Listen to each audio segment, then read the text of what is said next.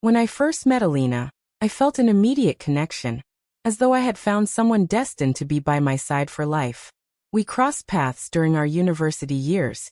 She was immersed in her design studies, while I was navigating the world of business. There was something magnetic about her. The way she laughed, the boldness of her ambitions, her fierce independence. I was drawn in completely. We started dating, and before I realized it, my life had subtly shifted around her. I found myself supporting her in every way I could, helping with projects, driving her to late-night classes, cheering her on when doubts crept in.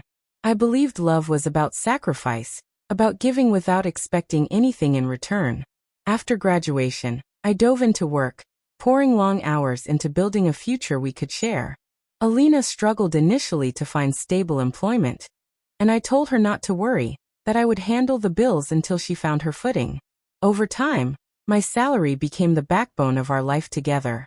She dreamed of bigger apartments, finer clothes, weekend getaways, and I did my best to provide them all. I told myself she deserved everything, even if it meant putting my own aspirations aside. When she finally landed her dream job at a creative agency, I genuinely felt proud. She had achieved the independence she had always wanted. But soon, I began to notice subtle shifts in her behavior. She arrived home later and later, often too exhausted for conversation. The woman who had once admired me now seemed irritated by my presence. She critiqued how I dressed, how I spoke, even how I approached my work. It was a stark, painful transformation.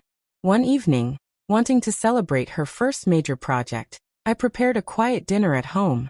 I cooked her favorite meal and waited with excitement. She arrived 2 hours late, no apology on her lips, only visible annoyance. When I asked her what was wrong, she let out a frustrated sigh and said, "You wouldn't understand. You don't live in my world anymore." Those words cut deeper than I could have imagined. I realized that something between us had irrevocably shifted. Weeks passed with almost no communication.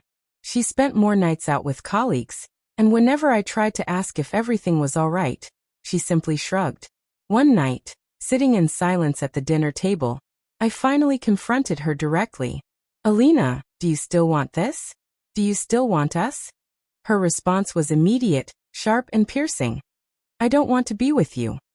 I felt as if the ground had disappeared beneath me. All the years of support, patience, and quiet sacrifice seemed to vanish in an instant. I asked her calmly, trying to maintain control over the swelling pain. "So, what do you expect from me now?" Her answer chilled me. She expected me to continue supporting her financially until she could establish herself. Something inside me snapped. I looked her in the eyes and said quietly but firmly, "If I no longer have a place in your heart, then I close the door on my wallet too. You cannot reject love and still demand support." For the first time, she had no comeback, no clever retort, only silence. The following days were tense. She packed her belongings slowly, maybe hoping I would relent. But I didn't. I had spent years giving endlessly, believing that my sacrifices would cultivate love. But love without respect is not love at all. It is dependence masquerading as devotion. When she finally left, the apartment felt emptier than I could have anticipated, but in that emptiness was a sense of liberation. The silence was heavy, the absence at the breakfast table poignant. Yet with it came a chance to rediscover myself. I began reading again, reconnecting with old friends, and finally pursuing the business ideas I had long postponed. Each small step reminded me that my value was never defined by someone else's approval. Months later, I heard through mutual friends that she was struggling. Her new job had failed, and she had moved back in with her family. A part of me wanted to reach out, to offer assistance. But I held back, not out of bitterness, but because I knew repeating the cycle would only trap us both. She needed to find her footing independently, just as I had finally done. Reflecting on it all, I realized that love cannot be sustained through pity or one-sided effort. True love requires balance, mutual respect, and shared responsibility. That painful chapter shaped me, taught me boundaries, and made me stronger. A year later, I met someone new. A woman who didn't want my money or protection, only my honesty, presence, and sincerity.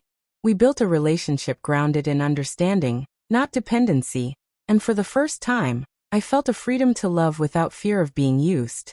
Sometimes Alina crosses my mind, not with anger, but with gratitude.